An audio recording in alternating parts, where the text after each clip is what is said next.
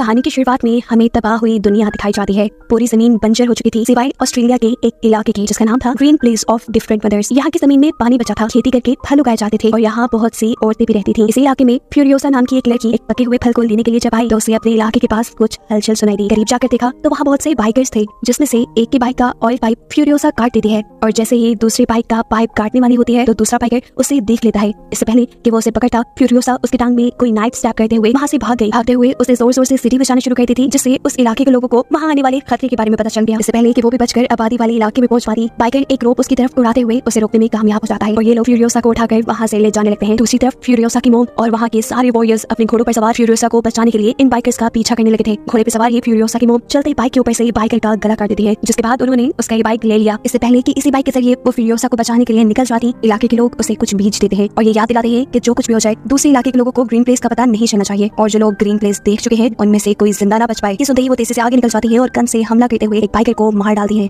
उसके आगे वाले दो बाइकर्स रुककर ये देखने की कोशिश करते हैं कि आखिर क्या हुआ, वो बाइकर क्यों गिरा। तो इन्हें अब दूर से आती फ्यूरियोसा की मॉम दिखाई दे रही थी। डरकर इन्होंने अपनी बाइक्स दौड़ा दी, जबकि फ्यूरियोसा ने मौका पाते ही उस बाइक का ऑयल पाइप काट दिया था जिस पर उसे बांधा गया था। फ्यूरियोसा की मॉम उस मरे हुए बाइकर की बाइक के स्पेयर पार्ट से अपना बाइक ठीक करती है और उस बाइक का सारा फ्यूल अपने बाइक में डालते हुए दोबारा बाइकर्स के पीछे लग जाती है। चलते चलते अब रात भी हो चुकी थी। बाइकर्स ने जिस बाइक पर फ्यूरियोसा को बांधा हुआ था उस बाइक का फ्यूल भी खत्म हो जाता है, क्योंकि फ्यूरियोसा ने उसका फ्यूल पाइप काट दिया था। ऐसी हालत में ये दोनों बाइकर्स आपस में ही लड़ पड़े और मौका पाते हुए फ्यूरियोसा अपने हाथ छुड़ाकर वहाँ से भाग निकली, पर घर पहुंचने में कामयाब नहीं हुई क्योंकि बाइकर्स उसे दोबारा पकड़ चुके थे, जिससे लेकर वो दोबारा अपने इलाके की तरफ निकल जाते हैं। सुबह होने पर हम देखते हैं कि फ्यूरियोसा की मॉम बाइकर्स के कैंप तक भी पहुंच गई है, जहां उन्हें ग्रीन प्लेस में आए हुए बाइकर्स और फ्यूरियोसा भी नजर आ गई। वो एक बाइकर को शूट करके मार देती है, लेकिन दूसरा बाइकर फ्यूरियोसा को लेकर सही सलामत अपने कैंप में पहुंच जाता है और वहाँ लोगों को ये खुशखबरी देता है कि उन्हें ग्रीन प्लेस का पता चल गया। वहाँ बहुत सारे रिसोर्सेज और औरतें हैं। उसकी ये बात सुनते ही फ्यूरियोसा जान गई कि अब उसके इलाके और इलाके के लोगों को खतरा होने वाला है। ये जरूर अपने लोगों को ग्रीन प्लेस की लोकेशन बता देगा। इसीलिए फ्यूरियोसा होशियारी दिखाती है और इस आदमी के गले में रस्सी का फंदा डालते हुए सबके सामने उसे बाइक से गिराकर मार देती है। आखिर उसने और उसकी मॉम ने उन सभी बाइकर्स को मार दिया था जिन्हें ग्रीन प्लेस की लोकेशन पता थी। अब फ्यूरियोसा को ये बाइकर्स अपने लीडर के पास लेके जाते हैं, क्योंकि वही है जो इन्हें ग्रीन प्लेस तक ले जा सकते हैं। बाइकर्स का लीडर चालाक था काफी, वो यहाँ खुद भी फ्यूरियोसा से अच्छा बिहेव करता है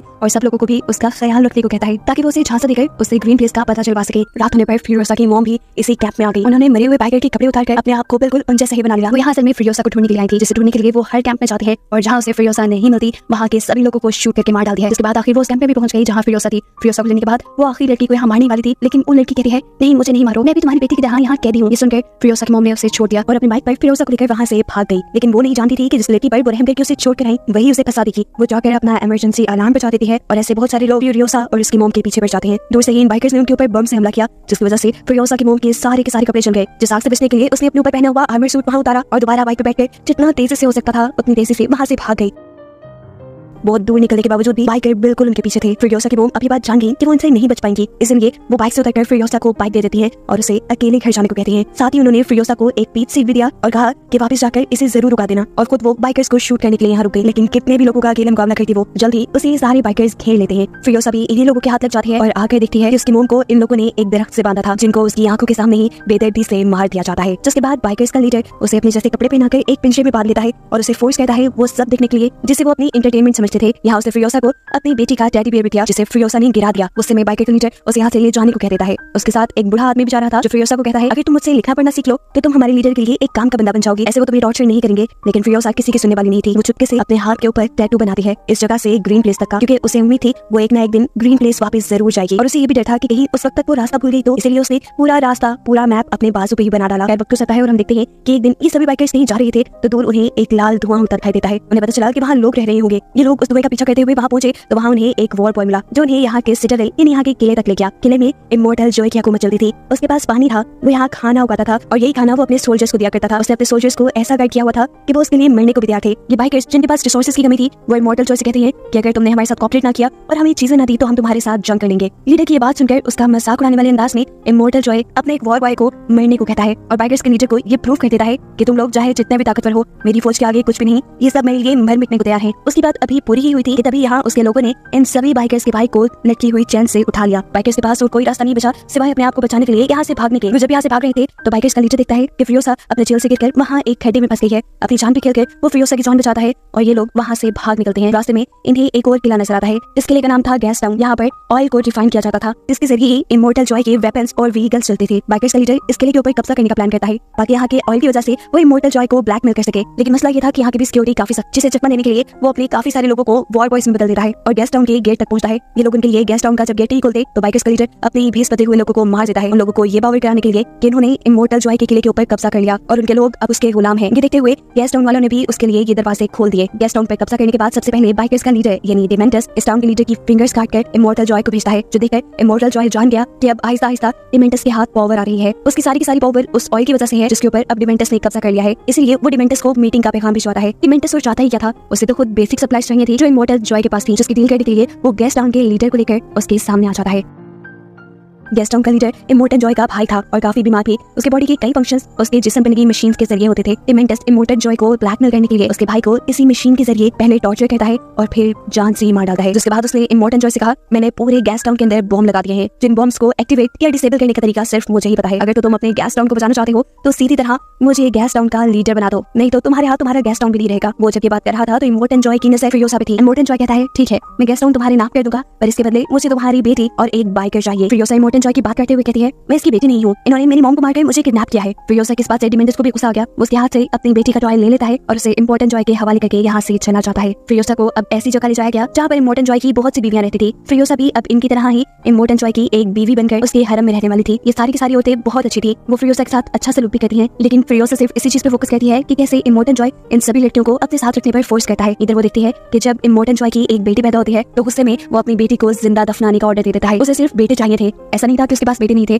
उसके बहुत से बेटे थे, लेकिन उसकी नजर में कोई एक भी हेल्दी नहीं था। इसलिए उसने इन सबको वॉर बॉय के तौर पर रख लिया। उसने इतनी सारी बीवियां भी इसीलिए रखी हुई थी कि एक दिन तो उसका हेल्दी बेटा पैदा होगा जो उसकी तरह फिर उसके इस सिटाडेल पर हुकूमत करेगा। हम देखते हैं कि इमोर्टल जॉय के एक बेटे की नजर यहाँ फ्रियोसा के ऊपर पड़ जाती है। वो उसे बालों से पकड़कर जब उसके साथ ज्यादा करने की कोशिश करता है तो फ्रियोसा इस मरतबा तो अपने बाल छुड़ाकर भाग जाती है, लेकिन अगली मरतबा वो अपने साथ ऐसा नहीं होने देना चाहती थी। वो जानती थी कि लड़का उसे दोबारा तंग करेगा, इसलिए उसने अपने सारे बालों को उतार कर नेट और वैक्स के जरिए एक विग बना ली। इस टाइम देखते हैं कि उसके पास उसकी मोम का दिया पीच सीट भी था जो उसने आज तक संभाल के रखा था। अगली मरतबा जब दोबारा वो लड़का फ्रियोसा को तंग करने के लिए आया और उसने उसके बाल पकड़े तो फ्रियोसा अपने विग को उसके हाथों में छोड़कर वहां से भाग गई। वो लड़का भी उसे ढूंढने के लिए उसके पीछे भागता है, लेकिन दरमियान में उसे अपना ही भाई बन जाता है जो उसे पूछता है, तुम यहाँ क्या कर रही हो। इस लड़की के पास कोई जवाब नहीं था। वो अपने हाथ में पकड़ी हुई फ्रियोसा की विग भी वहाँ फेंक चुका था क्योंकि उसे डर था कि कहीं उसके डैड उसे देखकर उसको सजा न सुना दे। वो यहाँ फ्रियोसा को ढूंढने की कोशिश तो बहुत करता है, लेकिन फ्रियोसा मिलती नहीं क्योंकि वो यहाँ अपने आप को एक लड़के की तरह बना चुकी थी। ऐसे उसने अपनी इज्जत भी बचा ली और उसे सिटाडेल के अंदर काम भी मिल गया। उछलने कूदने में तो वो बहुत तेज थी, इसलिए उसे काम भी आ गया था इमोर्टल जॉय की बड़ी बड़ी मशीन्स के अंदर चेन्स को फिट करने का। वक्त गुजरता है और हम देखते हैं कि 15 साल बाद अब फ्रियोसा बड़ी हो चुकी है। कोई भी उसे पहचान नहीं पाया कि वो लड़की है, वो भी इसलिए क्योंकि आज तक फ्रियोसा ने गूंगा बनने का नाटक किया और साथ ही इमोर्टल जॉय के वो सारे रिचुअल्स पूरे किए जिसके जरिए उसे यकीन आ गया कि फ्रियोसा भी उसके लिए लॉयल है। इस मरतबा इमोर्टल जॉय इन्हें एक बड़ी सी ड्रिल बनाने का काम देता है जो कि किसी भी चीज को आसानी से तबाह कर सकती थी। ये लोग ऐसी ही एक मशीन बनाने में कामयाब हो भी जाते हैं जिसे ये लोग एक ट्रक के साथ अटैच करके जैसे ही उसे पहली टेस्ट ड्राइव के लिए बाहर लेकर जाते हैं तो इसके ऊपर डिमेंटस के लोग हमला कर देते हैं। डिमेंटस के लोग पैराशूट्स के जरिए इस मशीन पर और वॉर बॉयज के ऊपर बॉम्ब से हमला करते हैं। जैक जो कि इस ट्रक को ड्राइव कर रहा था वो ये ट्रक रोकता नहीं बल्कि चलाता रहता है। डिमेंटस के लोग इस ट्रक के ऊपर भी हमला कर देते हैं जिसकी वजह से इस ट्रक में एक मेजर फॉल्ट आ चुका था। इस वक्त फ्रियोसा बहादुरी दिखाती है और चलते ट्रक के नीचे जाकर उस फॉल्ट को ठीक करने की कोशिश करती है ताकि जैक इस ट्रक को तेजी से यहाँ से भगाकर ले जा सके। पर उसकी ये कोशिश नाकाम करने के लिए डिमेंटस का एक आदमी भी ट्रक के नीचे आ गया। वो ट्रक के नीचे एक बॉम्ब प्लेस कर रहा था। फ्रियोसा न सिर्फ उसे लड़ती है बल्कि उसे मारकर गिराते हुए वो उसका बॉम्ब भी अपने ट्रक से डालने पर कामयाब हो चुकी थी। इसके बाद वो ट्रक का फॉल्ट ठीक करते हुए ट्रक के अंदर भी आ गई। ट्रक के बाहर की तरफ डिमेंटस के बाइकर अभी भी वॉर बॉयज को मार रहे थे और जब वॉर बॉय डिमेंटस के छोटे से ट्रक पर हमला करता है तो उस ट्रक का एक्सीडेंट होकर वो ट्रक लिक ट्रक से टकरा गया जिसकी वजह से फ्रियोसा को झटका लगा और उसके सर पे लगी हैट उतर गई। उसके उड़े हुए बाल देखकर जैक के सामने उसका राज खुल गया कि वो एक लड़की है। ये लोग अभी अपनी जंग के ऊपर ध्यान देते हैं और फ्रियोसा तीर से हमला करते हुए उड़ने वाले बाइकर्स को मारने में कामयाब हो जाती है। अपने दुश्मनों को खत्म करने के बाद उसने जैक को गन पॉइंट पे ले लिया क्योंकि वो जानती थी कि जैक अब उसके लिए मसला खड़ा कर देगा। लेकिन यहाँ जैक उसे कहता है, तुम एक अच्छी वॉरियर हो और मुझे इस चीज से फर्क नहीं पड़ता कि तुम्हारा जेंडर कौन सा है। हमें काम दिया गया है इस रिग को कंट्रोल करने का और मैं चाहता हूँ कि तुम एक टीम मेंबर की तरह इसमें मेरा साथ दो। फ्रियोसा मान जाती है और ये लोग इसी रिग ट्रक को लेकर गैस टाउन के अंदर पहुंचते हैं जहाँ काफी सालों बाद डिमेंटस फ्रियोसा को दिख रहा था, लेकिन अब वो काफी बड़ी हो चुकी थी इसलिए डिमेंटस ने उसे पहचाना नहीं। पता चलता है कि डिमेंटस के पास ऑयल की सप्लाईज खत्म हो गई है जिसके बदले में वो दूसरी सप्लाईज इमोर्टल जॉय से लेता था। वो यहाँ जैक से कहता है कि मेरी किसी तरह इमोर्टल जॉय से मीटिंग करवा दो। जैक मान जाता है लेकिन वो बिना ऑयल इन्हें कोई सप्लाई देने को तैयार नहीं था, इसलिए ये सारे बाइकर्स उनके ऊपर हमला कर देते हैं और सारा फूड चुराने लग जाते हैं जिसे बचाने के लिए फ्रियोसा अपना ट्रक लेकर यहाँ से बाहर निकल जाती है और जैक उन लोगों को मारने लग जाता है जो उनके ट्रक के पास आने की कोशिश कर रहे थे। ये लोग अब बचते बचाते वापस अपने सिटाडेल में पहुंच जाते हैं और इमोर्टल जॉय को डिमेंटस से मिलने का पैगाम दे देते हैं। इस सारी लड़ाई में फ्रियोसा को एक तीर भी लग चुका था। जैक उस तीर को उसके कंधे से बाहर निकालता है और फिर उसे स्टिचेस लगाता है। बातों में ये लोग बहुत करीब आ गए। जैक ने उससे पूछा कि तुम्हारे पेरेंट्स की कैसे से डेथ हुई थी। फ्यूरियोसा ने बताया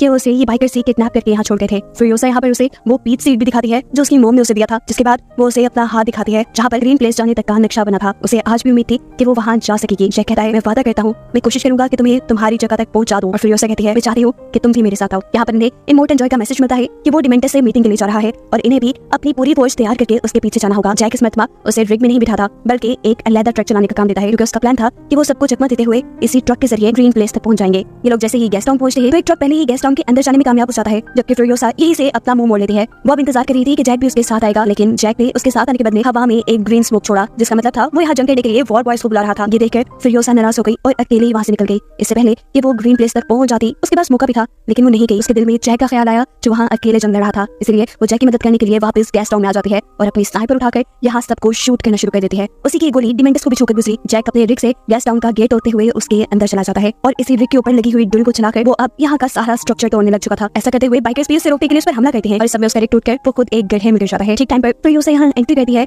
और एक बाइक से चैन लटकाते हुए उसे यहाँ से बचा निकालती है, जिसके बाद ये लोग एक दूसरे ट्रक में बैठकर यहाँ से बाहर निकल जाते हैं। अब इन लोगों का इरादा था कि ये लोग यहाँ से भागकर ग्रीन प्लेस निकल जाएंगे, लेकिन ये भी जानते थे कि डिमेंटस उनके पीछे पीछे था। डिमेंटस का ट्रक जैसे ही फ्यूरियोसा के ट्रक के साथ जुड़ता है तो फ्यूरियोसा उस ट्रक के ऊपर हमला करने के लिए अपनी गन बाहर निकालती है और इस समय उसका हाथ दोनों ट्रक्स के दरमियान आ जाता है। ये वही हाथ है जिसके ऊपर उसने मैप बनाया हुआ था। ये लोग अब डिमेंटस के हाथ आ चुके थे। इन दोनों को डिमेंटस ने बंदी बना लिया था। एकदम से इन लोगों के इर्द गिर्द बाइक्स घूमना शुरू हो जाते हैं। जैक को ये लोग एक बाइक से बांधकर गोल दायरों में घुमाते हैं, जिसकी वजह से वो हर गुजरते सेकंड अपनी मौत के करीब जा रहा था, जबकि फ्यूरियोसा को तो उन्होंने जंजीरों से बांध दिया था। इन लोगों के इर्द गिर्द भी बाइक्स तेजी से घूम रहे थे और डिमेंटस ये सब देखकर एंटरटेन हो रहा था। जब वो इस सारी चीजों से बोर हो जाता है तो पीछे मुड़कर फ्यूरियोसा को दिखता है जो अब अपना कटा हुआ बाजू छोड़कर वहाँ से भाग चुकी थी। उस समय डिमेंटस उसका पीछा करने के लिए जब अपने ट्रक में बैठकर आगे बढ़ता है तो उसे पता चला कि उसके ट्रक का टायर भी फ्यूरियोसा उतार चुकी थी, जिसकी वजह से उनका एक्सीडेंट हो गया। फ्यूरियोसा जिस बाइक के जरिए यहाँ से भाग रही थी, थोड़ी दूर जाने पर उस बाइक का पेट्रोल खत्म हो जाता है और ऐसे फ्यूरियोसा को अपना आगे का सफर पैदल तय करना पड़ा। उसका बाजू बुरी तरह जख्मी था, खून निकल रहा था। ऊपर से इस एरा में तपती धूप थी, जिस सबके चलते वो यहाँ बेहोश हो गई। उसकी खुशकिस्मती कि यहाँ पर उसे सिटाडेल के वॉर बॉय ने देख लिया जो उसे वापस सिटाडेल ले आया। यहाँ पर उसका इलाज हुआ और जब उसे होश आया तो उसे पागलों की तरह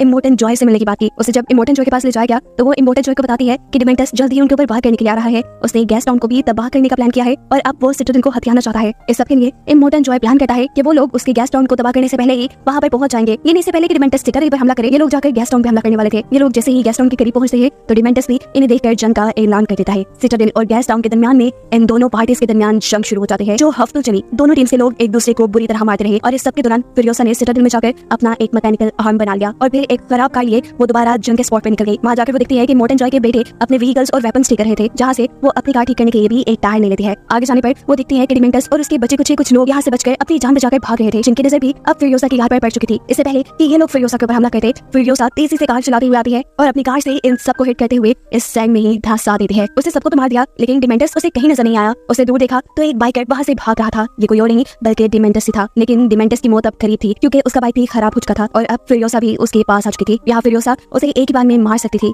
लेकिन इतनी आसानी से नहीं। वो डिमेंटस को याद करवाना चाहती थी या फिर वो कौन है और वो डिमेंटस के पीछे ही क्यों पड़ी है। वो उसे टॉर्चर करती है इतना कि वो बेहोश हो गया। जिसके बाद उसे होश आया तो फ्यूरियोसा ने उसे बताया, मैं वही लड़की हूँ जिसको तुम 15 साल पहले किडनैप कर लाए थे और जिसकी आंखों के सामने तुमने उसकी माँ को मार डाला था। डिमेंटस को अभी भी सही तरह फ्यूरियोसा की याद नहीं आई तो फ्यूरियोसा उसके साथ चेन से बंधा उसका टेडी बियर काट लेती है और अब वो पहचान जाता है कि आखिर फ्यूरियोसा कौन है। उसे माफी मांगता है और कहता है, अगर तुम मुझे माफ कर दो तो हम दोनों मिलकर यहाँ पूरी जगह पर हुकूमत कर सकते हैं, तुम बहुत बहादुर हो। उसकी बातें सुनकर फ्यूरियोसा दोबारा उसका टेडी बियर जमीन पे गिरा देती है, जिसके बाद वो उसके सर पे गन पॉइंट कर चुकी थी। अब लोगों को लगा कि फ्यूरियोसा ने उसे मार दिया, लेकिन ऐसा नहीं था। असल में फ्यूरियोसा ने उसे जिंदा दफन कर दिया और उसके ऊपर लगा दिया अपना पीच ट्री, जिसका बीज उसे उसकी मॉम ने दिया था। जमीन ने डिमेंटस की न्यूट्रिएंट्स यानी पावर चूस के एक बहुत बड़ा सा ट्री बना दिया और उसके ऊपर एक पीच भी उगाया, जो सब डिमेंटस अपनी आंखों से देख रहा था। ये बस उसका आखिरी वक्त चल रहा था। इसके बाद शायद वो मर जाता। सीन कट होकर दूसरी तरफ हम फ्यूरियोसा को देखते हैं जो कि अपनी ड्रिल के जरिए इमोर्टल जॉय की सभी बीवियों को उसकी कैद से सेफली निकालने में कामयाब हो जाती है। वो इन्हें रेस्क्यू करके ग्रीन प्लेस से निकल जाती और उसे दिखाते हुए ये कहानी यहाँ खत्म हो जाती है।